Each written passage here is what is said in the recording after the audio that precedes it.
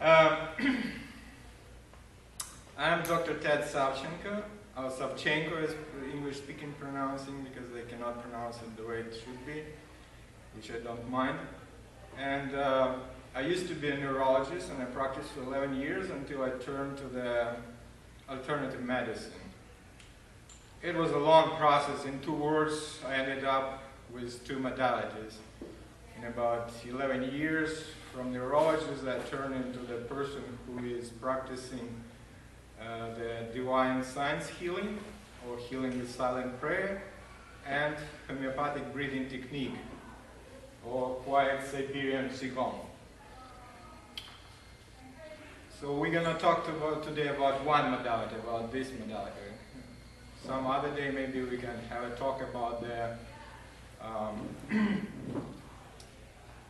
healing with the divine science, with the prayer, which doesn't have any words, which is my kind of main occupation right now. This is my second main occupation. So please raise your hands who thinks that oxygen is good for you. Majority, right? Okay, I have a question for those who raised their hands. I have a good question for you. Why, if oxygen only good for you, why they selling you antioxidants everywhere? In drugstore, in health food store, in food store, they sell you everything with antioxidants, juices with antioxidants, pills with antioxidants. You realize that anti means to antagonize, to cut the effect of something, and oxidants mean oxygen. So antioxidants are the substances to prevent the harmful effect of oxygen. Why they're selling you oxygen is good for you? What's the deal with that? You're buying it and you're using it. That means that maybe not everything is that correct with the statement that oxygen is good for you? What's the main function of the oxygen? What the oxygen does when it making a chemical reaction with something else? Rust. Oxidizing, which is a particular case with the iron is rust, right? Oxidizing means burning. Oxidizing is burning. And there is 2 possible ways of burn. With open fire, with flames, burning, like we see it like wood burning or anything else burning, or chemical burning with some other substances where the burning does not have flames, but it still goes on. It's produce energy, heat and energy, right? So that's what's happening in the body. Oxygen is reacting with the glucose, sugars, and other things, and producing energy. However, oxygen, when it's burning something, producing what? Ashes, right? Ashes. So the truth is that in the history of medicine, there were many mistakes. I'm all for science. I did conventional science twice in my life. I was a junior research worker at the botanical garden, researching the certain types of pines, if they already separate tree, or that's just a modification of previously known. I was also a senior research worker at the Center for the Studies of the Results of the Chernobyl accident. I did the work for Ministry of Health of Ukraine to study what happened there and how much impact it had on people. So I know science is good. Science is interesting, precise, perfect, and useful. But let us ask a question. Is science all infallible? Is it all perfect? No, it's not. In the 17th century, the French Academy of Science studied the question about meteorites. Somebody asked them to study the question about meteorites, how the rocks falling from the sky. And after 2 years of studies, the conclusion of Academy of Science of France in Paris was that sky is a crystal sphere, and therefore with the stars attached to it, otherwise they cannot explain how the stars hanging there. And therefore no rocks can fall from the sky. And all these people telling tales about rocks falling from the sky are liars. That's the Academy of Science 2 years result of work. So science is not infallible. Science making many mistakes. Medical science, unfortunately, making mistakes.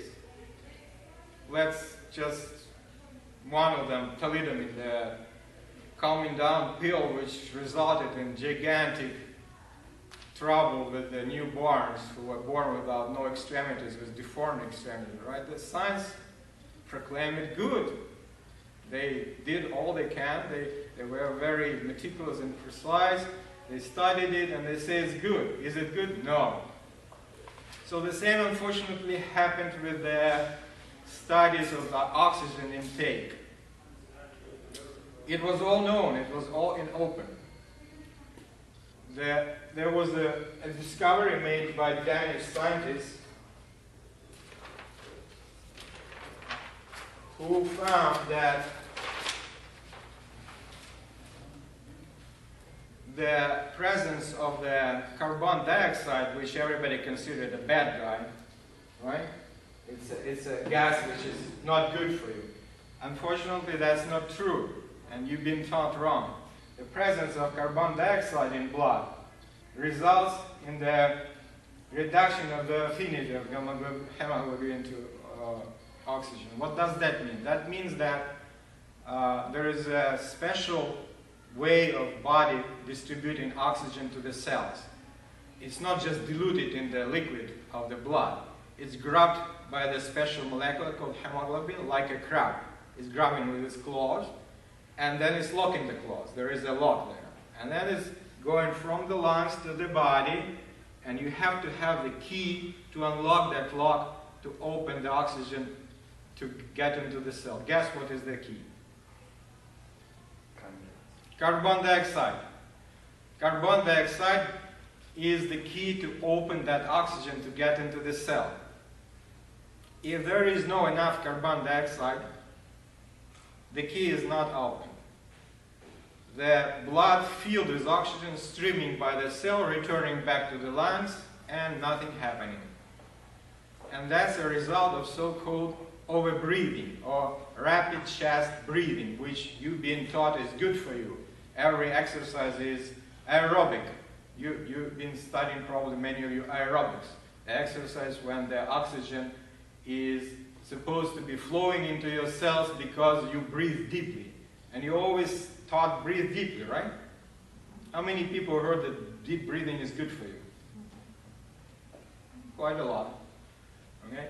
The truth is that because of this effect, what's happening is that carbon dioxide during the rapid chest breathing is getting lost from the system very quickly because it's just diluted in the liquid part of the blood. Oxygen is staying there, but now without the key, it's useless. The cell cannot receive it.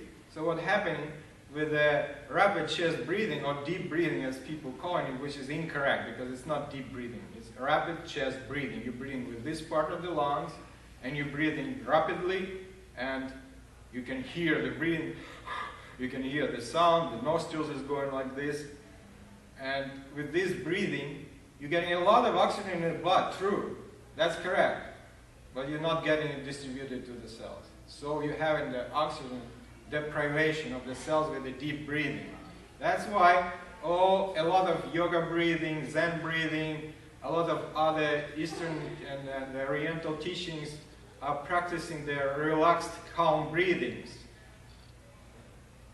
Because those breathings, when you greatly reduce the minute volume of the intake of the air, are getting more oxygen to your cells.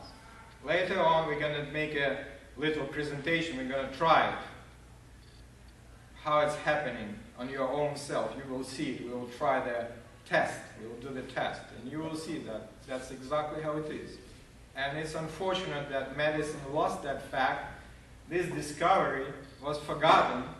Not only Dr. Bohr discovered this effect, 3 or 4 other doctors from other countries simultaneously on different times discovered the same effect and described it and wrote it in the proper medical scientific literature, and it's all now forgotten.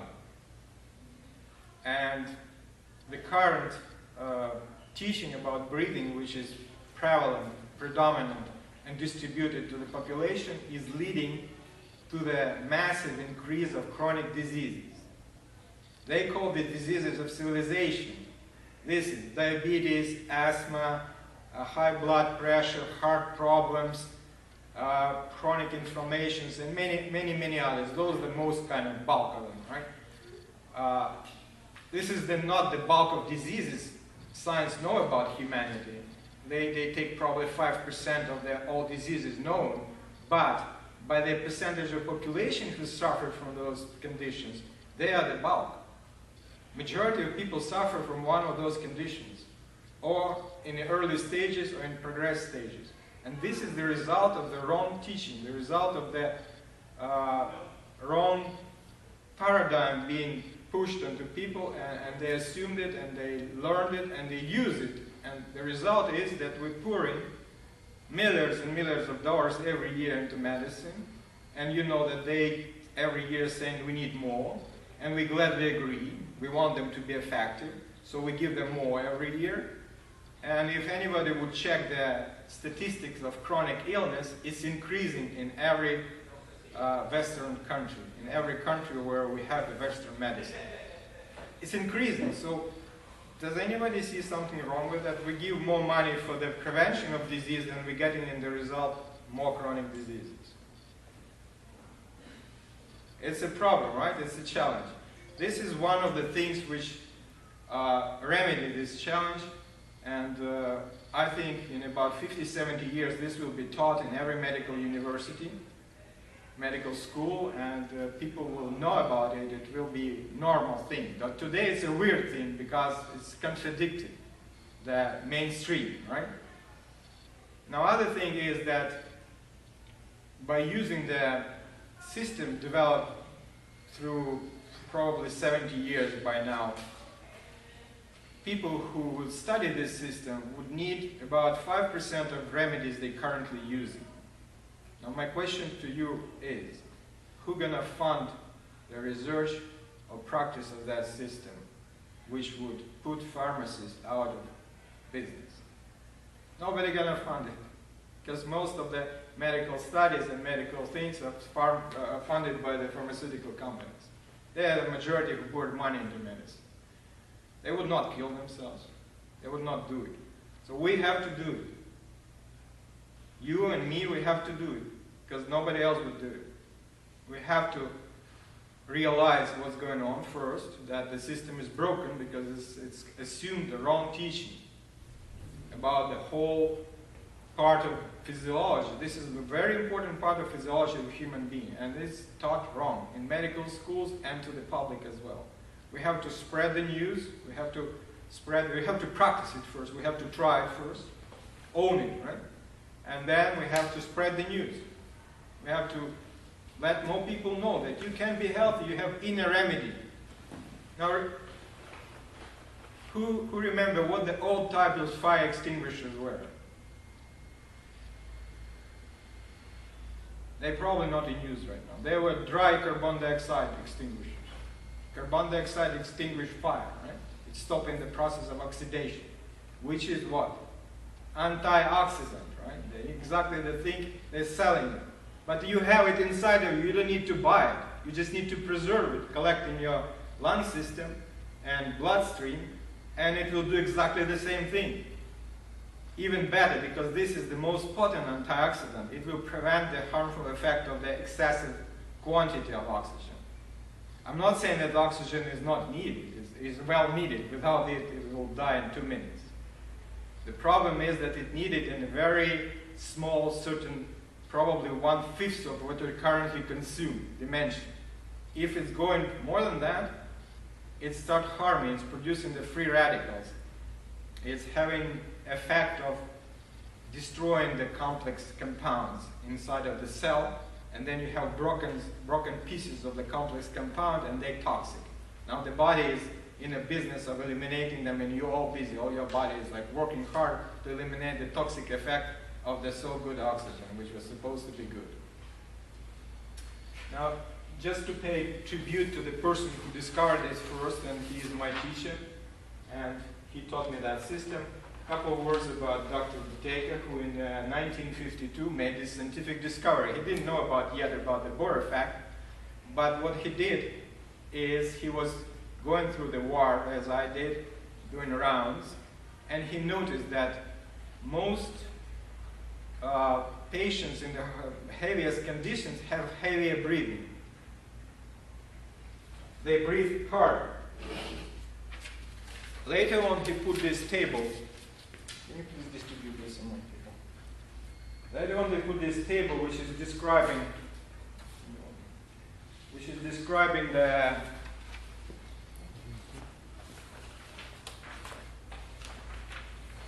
laws of the breathing and the quantity of the carbon dioxide and oxygen in your bloodstream.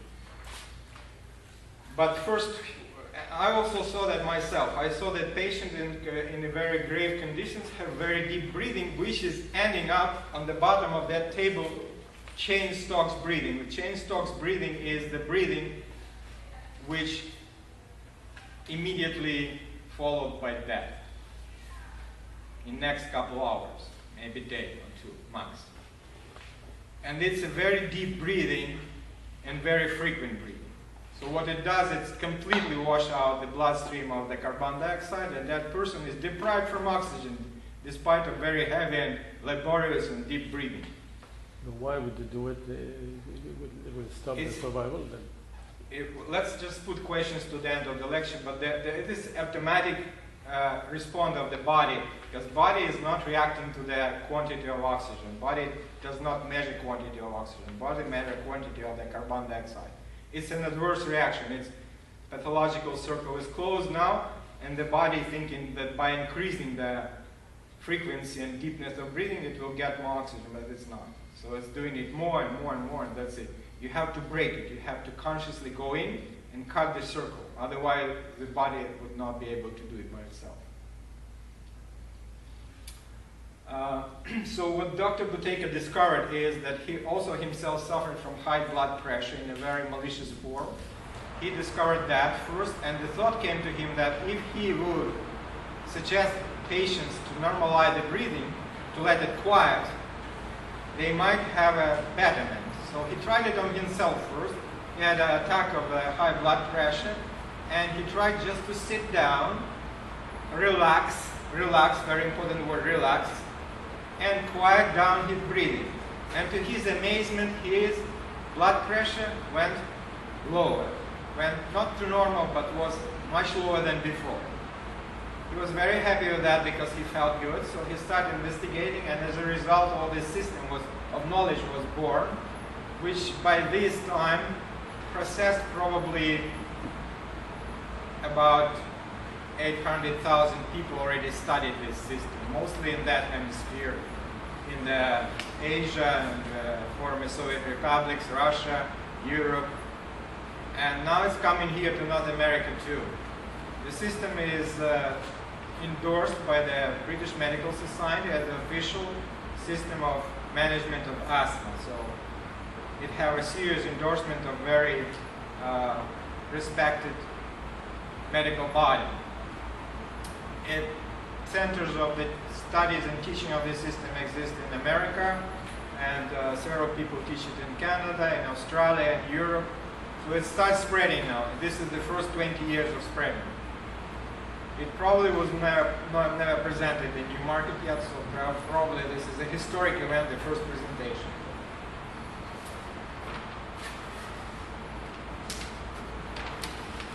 Now, why it is that you do not need the quantity of oxygen they're telling you need? It's a historical background, it's the big theory, but there is something to it. I think it's good to know. Please raise your hands who know from the history of Earth, how it was created, what is the great oxygenic catastrophe. Nobody heard about it. Anyway, this is the level, the blue one is the level of oxygen in the atmosphere of Earth. This is the millions of years, so this is 800 millions ago. This was the percentage of the oxygen in the atmosphere. It was very low because Earth was still hot, and the core, the metal core of Earth was actively being oxidized and was eating all the oxygen. Also, on the other side, in the oceans, were no green cells, green algae cells producing oxygen. So the level stayed low. Now, 600 million years ago, and at that point, some primitive cells already existed. So the cell, as we know, already was born in the oceans. Whether there was primitive one cell or several cells, living creatures already were inhabiting the oceans. So the cell was used to that level of oxygen. 600 million years ago, the oxidation of the iron core of the Earth was exhausted. All the iron was oxidized. And it stopped consuming oxygen. On the other hand, the green algae appeared in the ocean and started producing back the oxygen from the carbon dioxide, consuming carbon dioxide and producing it. That caused a sharp increase of the oxygen in a very short millions of years, but for us it's very short as we studied this whole thing. Quite quickly, the oxygen rises quite quickly. That created, so-called scientists name it the Great Oxygenic Catastrophe, which is the extermination of all previously created live creatures. They all died out because that level of oxygen was toxic for them. Only some of them survived, adapted. And this is the level of carbon dioxide, how it was dropping after the oxygen went up.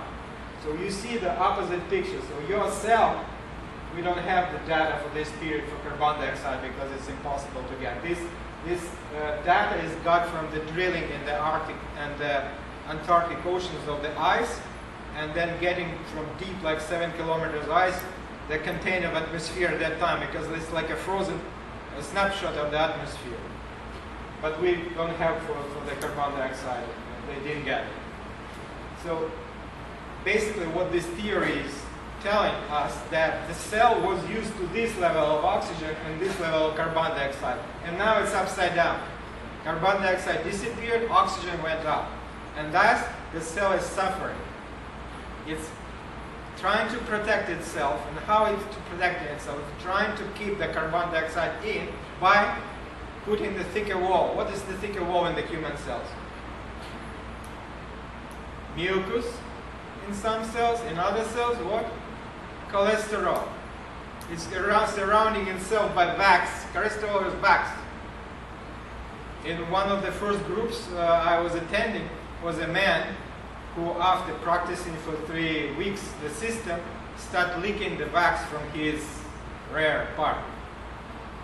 It's like the same like candles made from, maybe a little bit more liquidy. So he was not a medical person or anything, so he asked the instructor, who was my teacher at that time, what's going on. He said, well, collect this thing and get it to the lab. So he collected that wax dripping from his rear hole, and he went to the lab, and the lab got back to him in 3 days and said, where did you get the pure cholesterol in this quantity? Did you rob the pharmacy or something? You're not supposed to have this substance in your possession. He was leaking it because after he normalized the level of carbon dioxide, cell does not need any more wax around it to protect it, so it's throwing it out, right? So that's what's happening to those who practice in this system. They getting cleansed. In first months, they getting several cleansing attacks. And that's why the system also is not that popular, because you have to survive them, kind of. They feel like disease. But this is not a disease. This is disease in reverse. After each of those diseases, you're getting better. You cannot get better after disease. You're getting weaker after disease. But this is opposite of disease. However, it runs like disease. You're getting like inflammation or sore throat or stomach aches or the joint aches when they're cleansing. When the cells there are getting rid of all these things they accumulated through years. Also, the remedies you took like 15, 20 years ago, getting cleansed through your system, your urine smell with remedies you took 20 years ago. That happened to me. I forgot that I took that antibiotic 20 years ago. I'm a doctor, I forgot. I deal with remedies every day. And all of a sudden my urine smelled and color like that antibiotic. And I, oh, okay. It was somewhere in the liver stored, right? Because it's toxic, so the body is packing it somewhere and surrounding by the fat to prevent it from toxic effects. So it's trying to eliminate it by hiding it somewhere. After I start practicing, it got out. And so everyone who was taking some serious remedies will have this cleansing effect. Now, every group of people who is listening to this lecture is passing through the test, which is a rapid chest breathing test. They're telling us it's good, so we're going to do it. We're going to try for a couple of minutes to breathe rapidly through the chest. Together.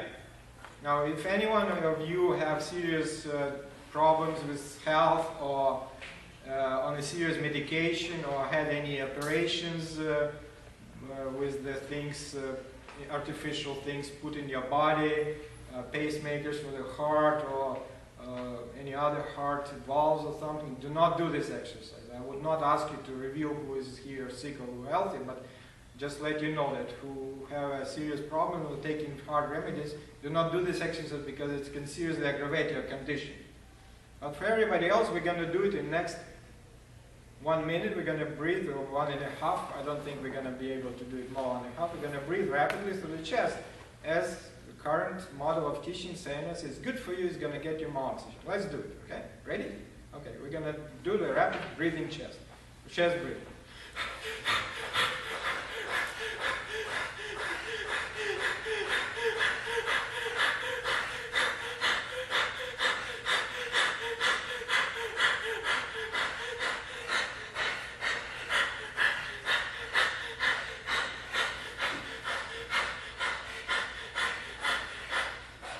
I have to stop.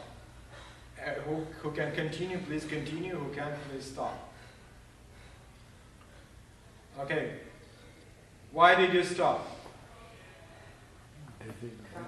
Dizziness. Dry throat, dizziness, tingling in the extremities, right? Lightheaded.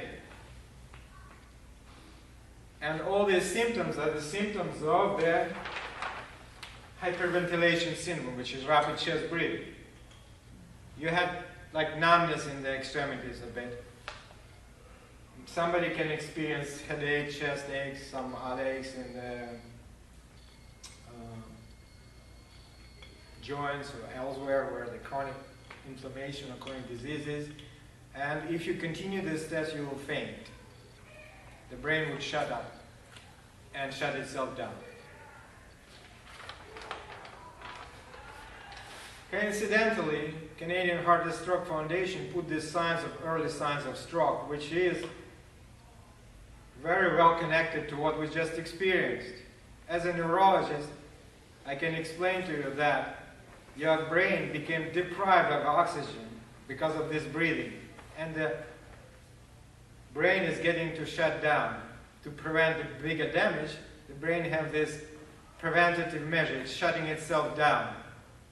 When it's shut down and you're unconscious, the brain is consuming less oxygen and thus can conserve itself and prevent itself from bigger damage. This is coincidence? I think not. This is not coincidence. This is the law. The rapid chest breathing leading to all these diseases. And we're practicing it every day because we've been taught so. Now what is the remedy to this? The remedy to this is opposite. It's called the quiet Siberian Tsigane, I call it, or homeopathic breathing. You breathe less. How do you do that? We're going to try right now the first exercise which is taught in this course. And even that primitive first exercise, you already will be equipped to help yourself. You can practice it already, and you will feel better every day. You will feel more energized and better. This is not the whole system. This is just the one exercise of that system, but it's given to you now. It is very simple, and let you not be fooled by simplicity of it. This simplicity was born out of 20 years of search and struggle and patience and many other things, and it boiled down to a very simple technique. You're sitting down and you're relaxing. If If any of you studied any relaxation technique by now, this is the time to use it because these studies will be useful. If somebody, some people of you never studied any relaxation technique, you're just relaxing all your body. Your eyes might be closed or open, it doesn't really matter. Sometimes it's helpful in the beginning to have them closed. But what you do with your conscious attention, you're scanning like a Xerox all your body, and then when you do that, you can see that parts where the muscle tension is. So you're relaxing any part you see is tense. Usually it is shoulders, wrists, face, stomach. You go in a couple times, like 3, 4, 5 times with that scanning of yourself, mental scanning of yourself, and you're relaxing all your body. But then the most important part, you're relaxing the diaphragm. Who know what diaphragm is? That's correct, it's there where you showed, but what it is? It's inside there where abdomen is, yes, but what's diaphragm? To move get the air. Right, right. This is the one big flat muscle which have this dome shape, which covering all the intestines on the bottom. On the top, it's touching the lungs. So what it does, by contracting and relaxing, it helping lungs to move. Because lungs by themselves cannot move. You're breathing not because the lungs move, you're breathing because the chest muscles and diaphragm move the lungs. They, by themselves, are made of very, like a bubbles. If you put the lung in outside atmosphere, it will collapse in the very small thing because it's all made of bubbles. And inside vacuum in the chest cavity helping them to get to full size, and the muscles moving. One of the muscles is diaphragm. When it's tense, it's getting that dome shape and it's squeezing the lungs, making them less. When it's relaxed, it's making them larger. So what you do, you relax it completely, all the stomach area and diaphragm inside, and you breathe through the nose, only through the nose. This is very important, extremely important, breathing through the nose.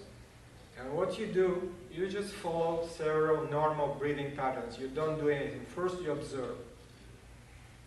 You observe your own breathing by paying attention to it. And relaxing. The relaxation is the key here. Now we're adding to that key component, which is taking 95%, we're adding 5% of something else right now. What we're going to do, we're going to cut the breathing in cycle in the very end of the cycle a little bit short, tiny bit short, about 5-7% only. We're going to stop breathing in a bit earlier than it's supposed to happen naturally. So we make it a bit shorter. We're not in any way squeezing ourselves or trying to prevent from breathing. We're just following the normal breathing pattern and cutting it a little bit short. Then there is a distance between pause between the breathing in and breathing out. What we do next, we make that pause a little bit, tiny bit, no more than 2-3-5% longer. And then we practice that breathing for some time. As Dr. Buteyko used to explain to the kids, and you have to explain to them very simple, you have to breathe like a mouse who saw the cat, very quietly, like you don't want to be seen or heard.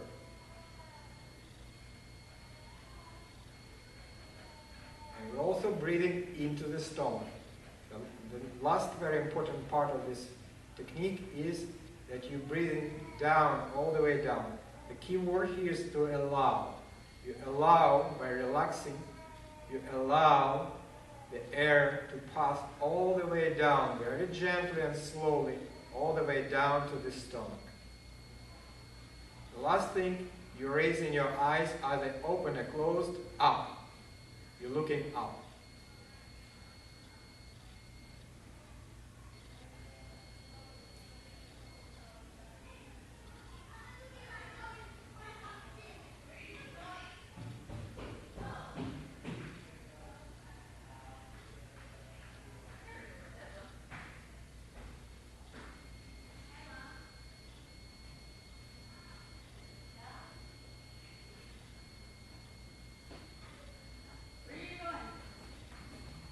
This is it. You can open your eyes and get back to normal life slowly. And that's how it's practiced. This is the core of this system. This is the main exercise of this system, the basics of it. Please raise your hands to experience the warm sensation in the cheek areas or in the stomach area and chest area. One person experienced that. Please raise your hands to experience like sleepiness and relaxation. Many persons experience that. Okay, this is the science of proper practice. What's going to happen next is you have to practice at least 20 minutes 3 times a day. And it seems to be a lot at first. People getting a bit frustrated that that's a lot of effort.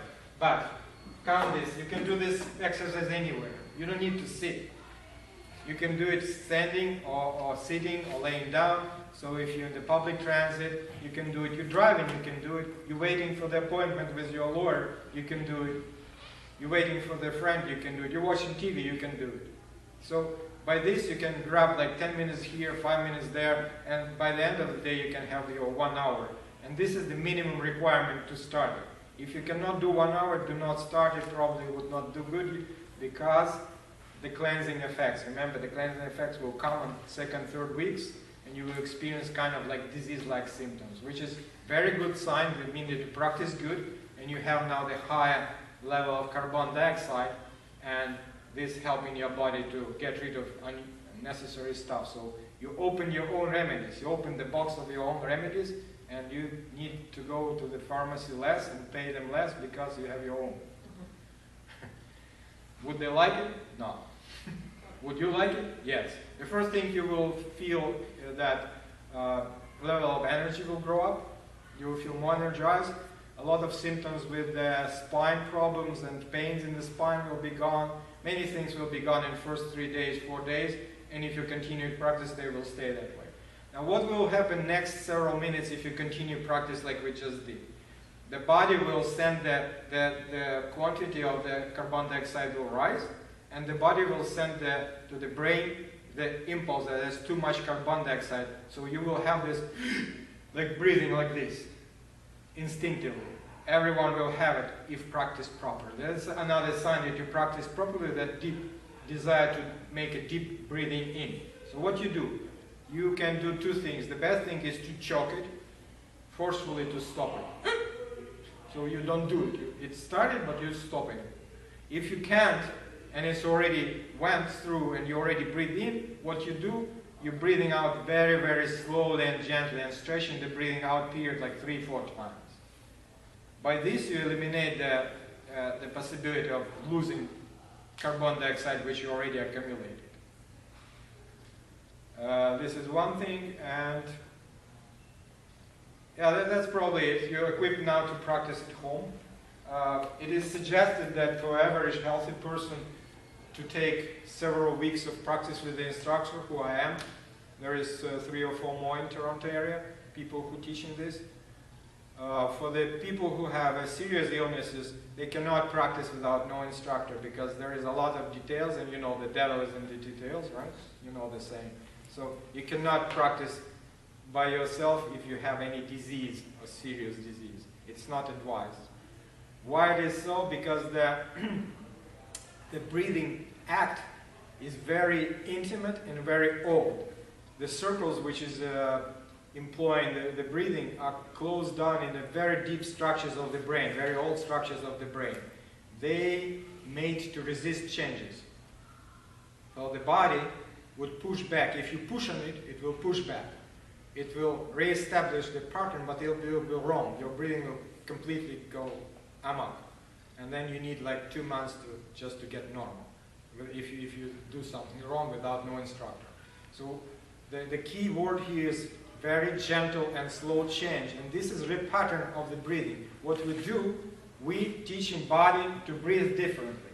It has to be done very, very gently and very slowly. If it's done in 1.5, 2 months, then everything goes right and the body learning new pattern. And in 2 months, you will see that you're breathing and nobody can see anything moving. That's the desired aim. Now, I'm going to give you handouts, which is describing a little bit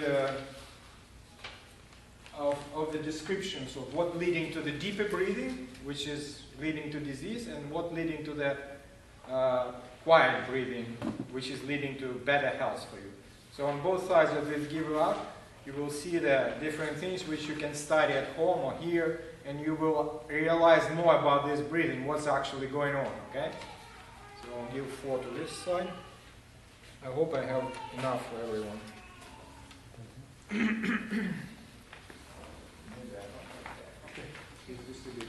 So in this hangout, it is study material for you because you need to learn about this thing in order to practice it. You need to understand how this breathing affecting you and how to cope with the negative effect of this breathing.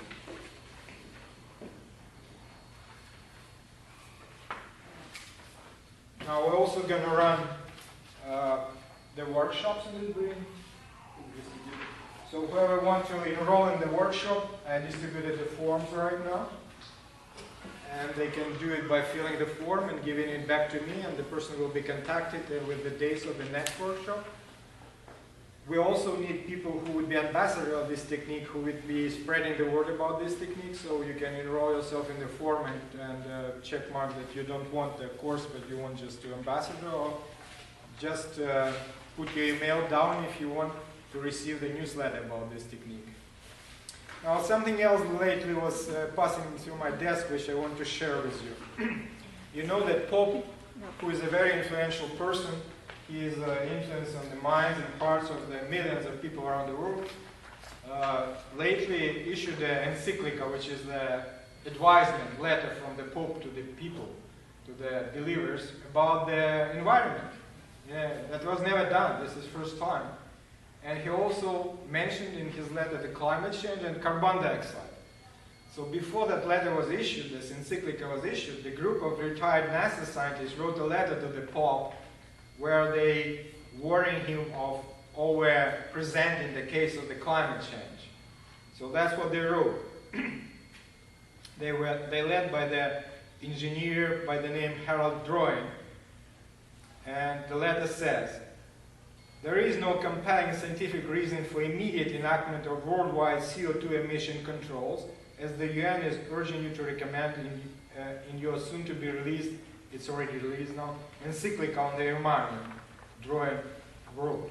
This is especially true when we know that carbon dioxide is a very special, colorless, odorless, non-polluting gas designed by our Creator to be an essential chemical compound for sustaining all plant, animal, and human life. This is the words of the engineer of NASA. That's how high they put in carbon dioxide. So I want you to know about it, that scientists are changing their minds too. The truth is getting out, and nobody can stop it. Lecture is over now, so questions and answers, please. Ladies first, sorry. Where do you teach the Siberian quiet? We teach in the North York, and also we teach in the King City, in the James Yoga Studio. Oh, great. Yeah. The last course was in James Yoga Studio. So are you, would that mean that if you exercise and then you get to a point where you have to like hyperventilate to continue exercising, should you stop exercising then? No, that doesn't mean that. What it means that you need to adapt a new approach to the breathing through exercise. First of all, please understand that muscle work is one biggest contributor to the increase in carbon dioxide in your system. That's why they're so healthy and leading to better health, because the level of carbon dioxide is sharply increasing during the muscle work, and also getting contained there. Okay? So what you do first, when you do the physical exercise, you always breathe through the nose, never through the mouth. Even if you need to open the mouth, you have to restrain yourself from doing so. So if you can, then drop a little bit the level of activity, and you will be able still to breathe with it. Second, when you see that you need to sharply increase breathing, try to keep it down. Don't do it. Don't increase it intentionally. Do the lowest possible level at that point. If it's still very high, you can do the lowest possible level at that point. And the last one, when you finish, try to quiet down your breathing as soon as you can. Sit down, lay down, relax, and try to get it quiet as soon as you can. The faster the better. This is it. Yeah. And what about yoga? You mentioned yoga. What yoga exercise, are they good in the system? That's you will find in the handout that yoga, qigong, tai chi excluded from the factors increasing deep breathing. Why they excluded? Because this is the whole systems. They're not only teaching you to deep breathing, they're teaching you everything together. These systems are good. They're not leading to the disease because they developed as a whole. They're teaching you to relax, to abstain from stress, to be able to hold, to deal with bigger stress. They're raising your vitality, right? So altogether they accept it, so the exceptions. So they're all good. Now many questions usually ask about connection between breathing and yoga. There is no direct connection. It was invented without any connection to yoga or anything else. It was invented pure from the scientific standpoint. There is technical connection. You will see when you practice that it's very similar to many yoga exercises. It is not yoga exercise because it's scientific first. Second, it's leading to the effect quickly. Whatever you need in yoga, 2 years of practice, here's 2 months. So it's leading to dramatic betterment quickly. The last thing is that I'm thinking that anyone who practices martial arts, and they also teach breathing in martial arts, would be very happy to learn this technique and have a lot of benefits, because a lot of things will be understood properly with this technique. The person will understand why things done a certain way. As in many systems, they do things certain way, and there is no real explanation why it is done that way. But why do you call it Qigong? Because Qigong is an Asian, Chinese system. Yeah, it is. What's the question? Why do you call it Qigong? Because if it's scientific, it's not Qigong. Qigong is thousands of years old. And, It's very familiar. It's repeating the same pattern, but it's repeating it on a new, completely new level of understanding and a new level of practice. It doesn't have that other component of Qigong, which is spiritual component, which I do teach separately, and they can be put into one system, whereas two parts to it. One part is spiritual, another part is physical breathing. So this part is just physical breathing, but it is very near to Qigong. That's why Qigong. So do you recommend like the slowest you can possibly breathe in and out? Would that be the best, or would Yes. Yeah. That would be the best. If you look at the table I gave you, you will see the volume of ventilation per minute. I don't have one left for me. Give me the table for a second, please.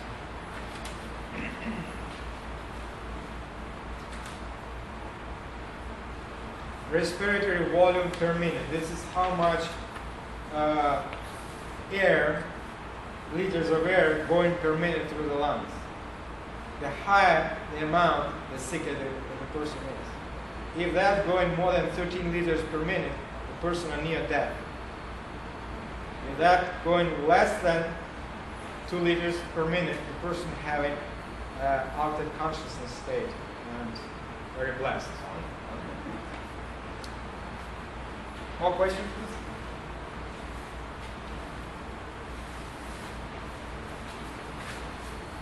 Thank you very much for attending. I was glad to see you all here.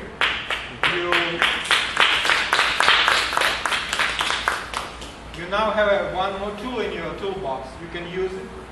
If you want to develop it, sure, go ahead, develop it. Contact me, learn online, whatever you want to do. If you want to take part in the spreading of this knowledge, I will be glad to talk to you. Please talk to me personally, and thank you again. Very happy to see you. Thank you.